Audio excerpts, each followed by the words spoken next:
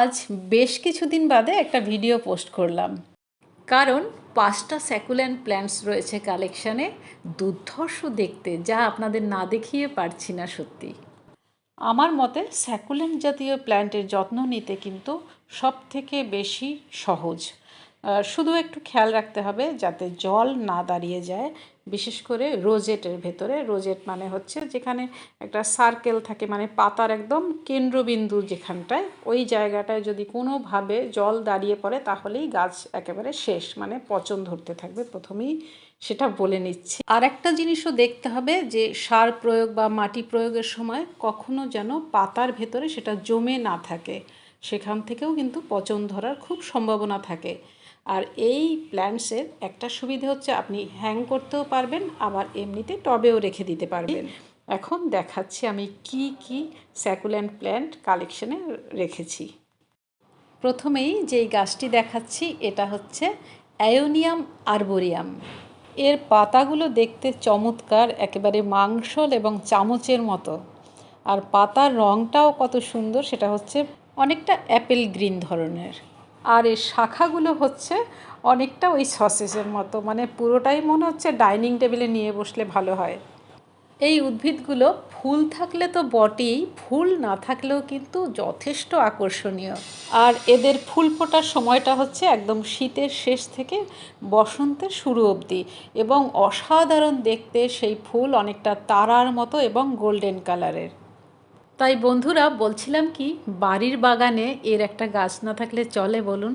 আর এখন যে গাছটি দেখতে পাচ্ছেন এটা হচ্ছে বেগোনিয়া গ্রুপের, এটার নাম হচ্ছে ওয়াক্স বেগোনিয়া। কারণ অনেকটা মোমের মতো ধরলে ফিলিংটা হয় পাতাগুলো, বিশেষ করে। এটাও একটা স্যাকুল্যান্ট প্রজাতির গাছ। এই গাছগুলো ঠান্ডায় প্রচণ্ড ভালো থাকে এবং অল্প একটু কেয়ারের দরকার শুধু, সেই জন্য এই গাছ কিন্তু বেশ জনপ্রিয়। শুধু এর চাই ওয়েল ড্রেনিং পটিং সয়েল, তাহলেই হলো। আর এটা 2-3 ধরনের পাওয়া যায়, লাল, গোলাপি এবং সাদা। আর গাছটি হালকা শেডে রাখা যেতে পারে, তবে রোদে রাখলে এর ফুলের রঙের উজ্জ্বলতা বাড়ে এবং ফুলটাও একটু বেশি ধরে। এবারে যেই স্যাকুল্যান্ট প্ল্যান্টটি দেখাবো তার নাম হচ্ছে অ্যালিস ইভ্যান্স। এই গাছটিও কিন্তু ভারী সুন্দর দেখতে, পাতা উজ্জ্বল আর সবুজ আর ঝকঝকে। পর্যাপ্ত আলো আর তাপমাত্রা যদি ঠিকঠাক পায় তাহলে কিন্তু এই গাছের যে অগ্রভাগ কমলা হয়ে যায় বা একদম শীর্ষভাগটা লালচেও হয়। আর কখনো কখনো এটা গোলাপি বর্ণেরও হয়ে থাকে, এবং এই কারণেই এই গাছ এত আকর্ষণীয়। 4 নম্বরের গাছটিও কিন্তু অসাধারণ দেখতে, এটা হচ্ছে হাওয়ার্থিয়া। হাওয়ার্থিয়া হচ্ছে দক্ষিণ আফ্রিকার স্থানীয় ছোট রসালো উদ্ভিদগুলোর একটি বড় প্রজাতি, অনেকটা ওই আমাদের অ্যালোভেরার মতো দেখতে। হাওয়ার্থিয়া অনেক রকমের হয়ে থাকে, যে কোনো একটি হাওয়ার্থিয়া আপনার বাড়ির বাগানে লাগাতেই পারেন। এসে গেছে স্যাকুল্যান্ট ইচেভেরিয়া।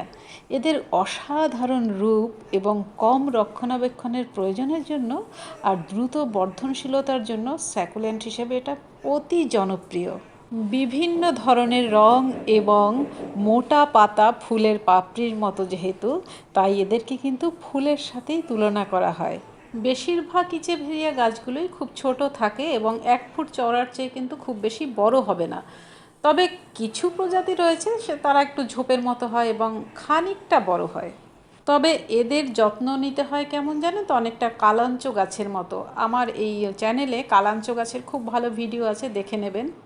এই গাছ পছন্দ করে শুষ্ক পরিবেশ। এটা কিন্তু মরুভূমির গাছ, মরুভূমিতে খুব ভালো জন্মায়, তবে কোনো রকমই জল দাঁড়াতে দেওয়া যাবে না। কোনো রকমে রোজেটের ভেতরে জল দাঁড়ালেই কিন্তু গাছ পচে যাবে। আবারও বলছি, রোজেট হচ্ছে ফুলের মতো যে পাতার বিন্যাস, সে একদম মাঝখানটা। আর স্যাকুল্যান্ট প্ল্যান্টের জন্য একটা টিপ দিয়ে রাখি, সেটা হচ্ছে যখন দেখবেন যে গাছের গোড়ায় জল দাঁড়িয়ে গেছে, সেটাকে আপনি বার করতে পারছেন না, তাহলে টিস্যু পেপার দিয়ে দেবেন, জলটাকে আস্তে আস্তে টেনে নিলে সেটাকে ফরসেপ দিয়ে টিস্যুটা বার করে দেবেন। ভালো লাগলে লাইক বাটনে একটা ক্লিক করার অনুরোধ জানাচ্ছি। তাহলে বন্ধুরা আজকে এই পর্যন্তই। আপনারা সবাই খুব খুব খুব ভালো থাকুন। আপনাদের জন্য রইল আমার অনেক ভালোবাসা আর শুভেচ্ছা। খোদা হাফেজ, নমস্কার।